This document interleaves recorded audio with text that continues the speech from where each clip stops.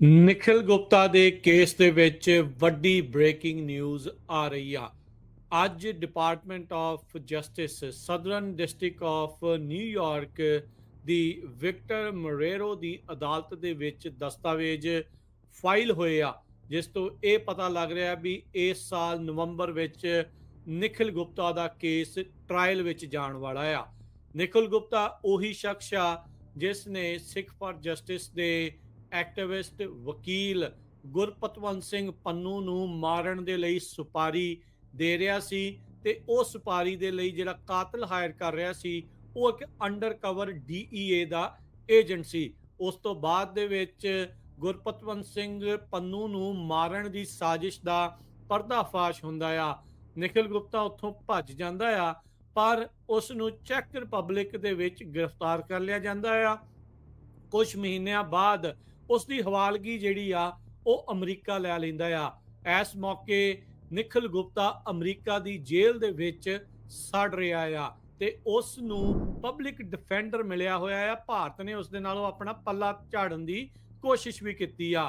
ਹੁਣ public defender ਤੇ ਨਾਲ ਜਿਹੜੇ ਪ੍ਰੋਸੀਕਿਊਟਰ ਆ, ਯਾਨੀ ਕਿ ਅਮਰੀਕਾ ਦੀ ਸਰਕਾਰ, ਉਹਨਾਂ ਦੋਨਾਂ ਦੇ ਦਰਮਿਆਨ ਸਮਝੌਤਾ ਹੋਇਆ ਆ।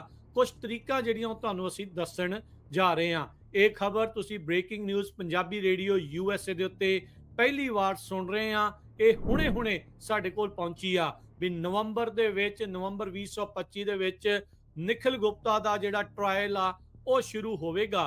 ਕੁਝ ਤਰੀਕਾਂ ਜਿਹੜੀਆਂ ਤੁਹਾਨੂੰ ਦੱਸਦੇ ਜਾਈਏ ਤਾਂ ਕਹਿੰਦੇ 15 ਮਈ ਤੱਕ ਪਹਿਲਾ ਸਮਾਂ ਦਿੱਤਾ ਗਿਆ ਆ ਸਰਕਾਰ ਨੂੰ ਜਿਹੜੇ ਆਪਣੇ ਡਿਫੈਂਸ ਰੂਲ 12 ਜਿਹੜੇ ਮੋਸ਼ਨਸ ਆ ਤੇ ਸਰਕਾਰ ਨੂੰ CIPA ਸੈਕਸ਼ਨ ਦੇ ਤਹਿਤ ਜਿਹੜੇ ਆਪਣੇ ਮੋਸ਼ਨਸ ਆ ਉਹ ਫਾਈਲ ਕਰਨ ਦਾ।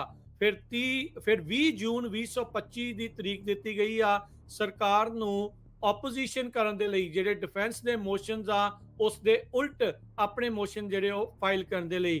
ਫਿਰ 11 ਜੁਲਾਈ 2025 ਤਰੀਕ ਦਿੱਤੀ ਗਈ ਆ ਡਿਫੈਂਸ ਨੂੰ ਉਹਨਾਂ ਮੋਸ਼ਨ ਦੇ ਉੱਤੇ ਜਿਹੜੇ ਸਰਕਾਰ ਨੇ ਮੋਸ਼ਨ ਫਾਈਲ ਕਰਨੇ ਆ ਉਸ ਦੇ ਉਲਟ ਜਵਾਬ ਦੇਣ ਨੂੰ। ਤੇ ਕੋਈ ਵੀ ਜਿਹੜੀ ਤਰੀਕ ਆ ਅਗਸਤ 2025 ਤੋਂ ਬਾਅਦ ਦੇ ਵਿੱਚ ਕਾਨਫਰੰਸ ਹੀਅਰਿੰਗ ਜਾਂ ਪ੍ਰੀ ਟ੍ਰਾਇਲ ਹੋਊਗਾ ਤੇ ਮੰਨਿਆ ਜਾ ਰਿਹਾ ਵੀ ਨਵੰਬਰ ਮਹੀਨੇ ਦੇ ਵਿੱਚ ਜਿਹੜਾ ਟ੍ਰਾਇਲ ਆ ਨਿਖਿਲ ਗੁਪਤਾ ਦਾ ਸ਼ੁਰੂ ਹੋਵੇਗਾ, ਜਿਸ ਦੇ ਵਿੱਚ ਜੋ ਲੱਗ ਰਿਹਾ ਆ ਵੀ ਉਹ ਦੋਸ਼ੀ ਜੇ ਸਾਬਤ ਹੁੰਦਾ ਆ ਤੇ ਉਸ ਨੂੰ ਸਜ਼ਾ ਹੋ ਸਕਦੀ ਆ। ਸਿੱਖ ਫਾਰ ਜਸਟਿਸ ਦੇ ਜਿਹੜੇ ਅਮਰੀਕਨ ਸਿੱਖ ਐਕਟਿਵਿਸਟ ਗੁਰਪਤਵੰਤ ਸਿੰਘ ਪੰਨੂ, ਜੋ ਕਿ ਇੱਕ ਪ੍ਰੋਮੀਨੈਂਟ ਐਡਵੋਕੇਟ ਵੀ ਆ, ਜੋ ਖਾਲਿਸਤਾਨ ਦੀ ਮੰਗ ਨੂੰ ਮੋਹਰੇ ਰੱਖ ਕੇ ਰੈਫਰੈਂਡਮ ਵੀ ਕਰਾ ਰਹੇ ਆ। ਇਹ ਜ਼ਿਕਰਯੋਗ ਗੱਲ ਹੈ ਵੀ 23 ਮਾਰਚ ਨੂੰ, ਇਹ ਹੁਣ ਦੇਖੋ ਵੀ ਇਹ ਤਰੀਕਾਂ ਕਿਸ ਤਰੀਕੇ ਦੇ ਨਾਲ ਸਾਹਮਣੇ ਆਈਆਂ ਆ। 21 ਮਾਰਚ ਨੂੰ ਇਹ ਜਿਹੜੇ ਦਸਤਾਵੇਜ਼ ਦਾਖਲ ਹੁੰਦੇ ਆ ਵੀ ਨਿਖਿਲ ਗੁਪਤਾ ਦੇ ਉਲਟ ਜਿਹੜੀ ਕਾਰਵਾਈ ਆ ਉਹ ਹੋਊਗੀ। ਟ੍ਰਾਇਲ ਜਿਹੜਾ ਨਵੰਬਰ 'ਚ ਸ਼ੁਰੂ ਹੋਣਾ ਆ ਤੇ 23 ਮਾਰਚ ਜਿਹੜਾ LA ਦੇ ਵਿੱਚ ਅਮਰੀਕਾ 'ਚ ਤੀਜੇ ਗੇੜ ਦੀਆਂ ਖਾਲਿਸਤਾਨ ਰੈਫਰੈਂਡਮ ਦੀਆਂ ਵੋਟਾਂ ਪੈਣੀਆਂ। ਐਨ ਉਸ ਤੋਂ 2 ਦਿਨ ਪਹਿਲਾਂ ਇਹ ਜਿਹੜਾ ਖੁਲਾਸਾ ਆ, ਬ੍ਰੇਕਿੰਗ ਨਿਊਜ਼ ਆਪਣੇ ਸਾਹਮਣੇ ਆ ਰਹੀ ਆ। ਸੋ ਦੋਨੋਂ ਧਿਰਾਂ ਜਿਹੜੀਆਂ ਇਸ ਦੇ ਵਿੱਚ ਮੰਨੀਆਂ ਆ, ਅਮਰੀਕਾ ਦੀ ਸਰਕਾਰ ਤੇ ਡਿਫੈਂਸ ਦਾ ਜਿਹੜਾ ਪਬਲਿਕ ਆਫਿਸ ਆ, ਡਿਫੈਂਸ ਦਾ ਜਿਹੜਾ ਆਫਿਸ ਆ ਨਿਖਿਲ ਗੁਪਤਾ ਨੂੰ ਜੋ ਰਿਪਰੈਜ਼ੈਂਟ ਕਰ ਰਿਹਾ ਆ, ਉਹ ਮੰਨ ਗਏ ਆ ਇਹਨਾਂ ਤਰੀਕਾਂ ਦੇ ਲਈ। 15 ਮਈ, 20 ਜੂਨ, 11 ਜੁਲਾਈ ਤੇ ਨਵੰਬਰ ਦੇ ਵਿੱਚ ਇਹ ਜਿਹੜਾ ਟ੍ਰਾਇਲ ਸ਼ੁਰੂ ਹੋ ਸਕਦਾ ਹੈਗਾ ਆ। ਹੁਣ ਇਹ ਵੀ ਨਾਲ ਦੇ ਨਾਲ ਜ਼ਿਕਰਯੋਗ ਗੱਲ ਆ ਵੀ ਦੂਜੇ ਪਾਸੇ ਕੀ ਹੋ ਰਿਹਾ। ਭਾਰਤ ਨਹੀਂ ਚਾਹੁੰਦਾ ਵੀ ਨਿਖਿਲ ਗੁਪਤਾ ਦੇ ਕਰਕੇ ਉਹਨਾਂ ਦਾ ਹੋਰ ਪਰਦਾਫਾਸ਼ ਹੋਵੇ।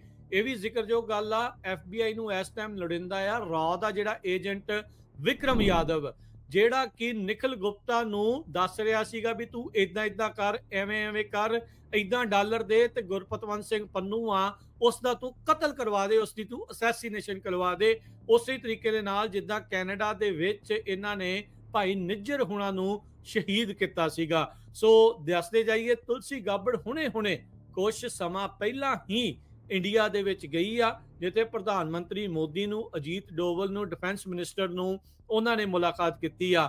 ਉਹ ਇੱਕ ਪਾਸੇ ਇੰਡੀਆ ਦਾ ਸਾਰਾ ਤਾਮ ਝਾਮ ਲਾਮ ਲਸ਼ਕਰ ਲੈ ਕੇ ਤੁਲਸੀ ਗਾਬੜ ਦੇ ਨਾਲ ਬੈਠੇ ਸੀ। ਇੱਧਰ ਤੁਲਸੀ ਗਾਬੜ ਜਿਹੜੀ ਇੰਟੈਲੀਜੈਂਸ ਦੀ ਡਾਇਰੈਕਟਰ ਆ, ਉਹਦੇ ਨਾਲ ਬਹੁਤ ਹੀ ਛੋਟੀ ਜੀ ਕੋਈ ਟੀਮ ਗਈ ਸੀ। ਕੋਈ ਬਾੜੀ ਜਿਹੜੀ ਦਿਲਚਸਪੀ ਉਹਨਾਂ ਨੇ ਇਦਾਂ ਨਹੀਂ ਦਿਖਾਈ। ਉਹ ਤੁਲਸੀ ਗਾਬੜ ਤੋਂ ਉਹਨਾਂ ਨੇ ਜੈ ਸ਼੍ਰੀ ਰਾਮ ਜਾਂ ਜੈ ਸ਼੍ਰੀ ਕ੍ਰਿਸ਼ਨਾ ਤਾਂ ਕਵਾ ਲਿਆ ਆ, ਪਰ ਕੀ ਉਹਦੇ ਨਾਲ ਇੰਡੀਆ ਆਪਣੇ ਆਪ ਨੂੰ ਬਚਾ ਸਕੂਗਾ? ਇਹ ਥੋੜਾ ਉਹਨਾਂ ਦੇ ਲਈ ਹਾਲ ਦੀ ਘੜੀ ਔਖਾ ਪ੍ਰਤੀਤ ਹੋ ਰਿਹਾ ਆ। ਤੁਲਸੀ ਗਾਬੜ ਨੂੰ ਲੈ ਕੇ ਵੀ ਜੈ ਸ਼੍ਰੀ ਕ੍ਰਿਸ਼ਨ ਕਹਿਣ ਦੇ ਨਾਲ ਇੰਡੀਆ ਪੰਨੂ ਵਾਲਾ ਅਸੈਸੀਨੇਸ਼ਨ ਪਲਾਟ ਤੋਂ ਬਚ ਨਹੀਂ ਸਕਦਾ, ਕਿਉਂਕਿ ਇਹ ਹੁਣ ਸਪਸ਼ਟ ਹੋ ਗਿਆ ਆ।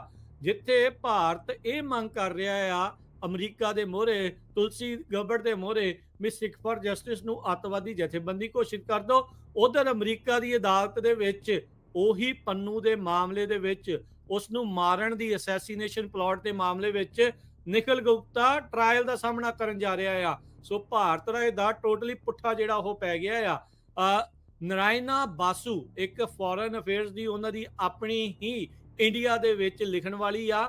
ਉਸ ਨੇ ਆਪਣਾ ਓਪੀਨੀਅਨ ਆਰਟੀਕਲ ਦੇ ਵਿੱਚ ਲਿਖਿਆ ਆ ਵੀ ਭਾਈ ਤੁਲਸੀ ਗਾਬੜ ਦੇ ਨਾਲ ਜਿਹੜੀ ਨੇੜਤਾ ਤੁਸੀਂ ਬਣਾ ਰਹੇ ਆ ਜਾਂ ਉਸ ਦੇ ਜ਼ਰੀਏ ਤੁਸੀਂ ਇਸ ਅਸੈਸੀਨੇਸ਼ਨ ਪਲਾਟ ਤੋਂ ਬਚਣ ਦੀ ਕੋਸ਼ਿਸ਼ ਕਰ ਰਹੇ ਆ, ਸ਼ਾਇਦ ਉਸ ਦੇ ਵਿੱਚ ਤੁਹਾਨੂੰ ਸਫਲਤਾ ਨਹੀਂ ਮਿਲੂਗੀ। ਭਾਰਤ ਲਗਾਤਾਰ ਉਸ ਦਾ ਨੰਗਾ ਚਿਹਰਾ ਜਿਹੜਾ ਆ ਉਹ ਸਾਹਮਣੇ ਆ ਰਿਹਾ ਆ। ਸੋ ਬ੍ਰੇਕਿੰਗ ਨਿਊਜ਼ ਇੱਕ ਵਾਰੀ ਫੇਰ ਦੱਸਦੇ ਜਾਈਏ, ਨਿਖਿਲ ਗੁਪਤਾ ਦੇ ਕੇਸ ਦੇ ਮਾਮਲੇ ਦੇ ਵਿੱਚ ਜਿਹੜੀ ਆ ਹੁਣੇ ਜਿਹੜੀ ਨਿਊਜ਼ ਇਹ ਆਈ ਆ ਵੀ ਨਿਖਿਲ ਗੁਪਤਾ ਦੇ ਕੇਸ ਦੇ ਵਿੱਚ ਨਵੰਬਰ 2025 ਦੇ ਵਿੱਚ ਉਸ ਦਾ ਟ੍ਰਾਇਲ ਸ਼ੁਰੂ ਹੋ ਸਕਦਾ ਆ। ਉਸ ਜਦੋਂ ਟ੍ਰਾਇਲ ਨੂੰ ਸ਼ੁਰੂ ਹੋਣਾ ਆ, ਜਦ ਐਵੀਡੈਂਸ ਸਾਹਮਣੇ ਆਉਣੇ ਆ, ਹੋਰ ਕਿਹੜੇ ਲੋਕ ਨੰਗੇ ਹੋਣਗੇ, ਹੋਰ ਕਿਹੜੀਆਂ ਪਰਤਾਂ ਜਿਹੜੀਆਂ ਖੁੱਲਣਗੀਆਂ, ਉਹ ਦੇਖਣ ਵਾਲੀ ਗੱਲ ਰਹੇਗੀ। ਜਿੱਥੇ ਡਿਫੈਂਸ ਨੇ ਆਪਣੇ ਮੋਸ਼ਨ ਲਾਉਣੇ ਆ, ਉੱਥੇ ਸਰਕਾਰ ਨੇ ਵੀ ਆਪਣੀਆਂ ਜਿਹੜੀਆਂ ਹੋਰ ਐਵੀਡੈਂਸ ਪੇਸ਼ ਕਰਨੇ ਆ। ਜਿਸ ਤਰੀਕੇ ਦੇ ਨਾਲ ਉਹ ਤਸਵੀਰ ਕਿੰਨੀ ਵਾਇਰਲ ਹੋਈ ਸੀ ਜਦ ਨਿਖਿਲ ਗੁਪਤਾ ਇੱਕ DEA ਦੇ ਏਜੰਟ ਨੂੰ ਨਗਦ ਮਨੀ ਜਿਹੜੀ ਉਹ ਫੜਾ ਰਿਹਾ ਹੁੰਦਾ ਆ, ਪੇਸ਼ਕਾਰੀ ਦੇ ਰਿਹਾ ਹੁੰਦਾ ਆ ਵੀ ਤੁਸੀਂ ਪੰਨੂ ਦਾ ਕਤਲ ਜਿਹੜਾ ਉਹ ਕਰ ਦੋ, ਪਰ ਉਹ DEA ਦਾ ਅੰਡਰਕਵਰ ਏਜੰਟ ਹੋਣ ਕਰਕੇ ਇਸ ਪੂਰੇ ਪਲਾਟ ਦਾ ਪਰਦਾਫਾਸ਼ ਜਿਹੜਾ ਹੁੰਦਾ ਆ। ਸੋ ਇਹ ਹੁਣ ਚੀਜ਼ ਜਿਹੜੀ ਇਸ ਟਾਈਮ ਬਿਲਕੁਲ ਸਾਹਮਣੇ ਆ ਚੁੱਕੀ ਆ ਵੀ ਇਸ ਦੇ ਨਾਲ ਕੀ ਜਿਹੜਾ ਉਹ ਬਣਨ ਜਾ ਰਿਹਾ ਆ। ਤੁਲਸੀ ਗਾਬੜ ਦੀ ਵਿਜ਼ਿਟ ਨੂੰ ਜਿਹੜੇ ਸਿੱਖ ਵੀ ਬਹੁਤ ਧਿਆਨ ਦੇ ਨਾਲ ਦੇਖ ਰਹੇ ਸੀਗੇ ਵੀ ਇਸ ਦੇ ਵਿੱਚ ਕੀ ਬਣਨ ਜਾ ਰਿਹਾ ਆ। ਸਿੱਖ ਅਮਰੀਕਨ ਐਡਵੋਕੇਸੀ ਲਗਾਤਾਰ ਕੋਸ਼ਿਸ਼ ਕਰ ਰਹੀ ਆ ਵੀ ਤੁਲਸੀ ਗਾਬੜ ਦੇ ਉੱਤੇ ਪ੍ਰਭਾਵ ਨਾ ਪਵੇ। ਸ਼ਾਇਦ ਤੁਲਸੀ ਗਾਬੜ ਦੇ ਕੋਲ ਅਜੇ ਇੰਨੇ ਅਖਤਿਆਰ ਨਹੀਂ ਆ ਵੀ ਇੱਕ ਅਮਰੀਕਨ ਨੂੰ ਅਮਰੀਕਾ ਦੀ ਧਰਤੀ ਦੇ ਉੱਤੇ ਮਾਰਨ ਦੇ ਪਲਾਟ ਦੇ ਵਿੱਚ ਇੰਡੀਆ ਨੂੰ ਉਹ ਜਿਹੜਾ ਉਹ ਬਚਾ ਸਕੇ।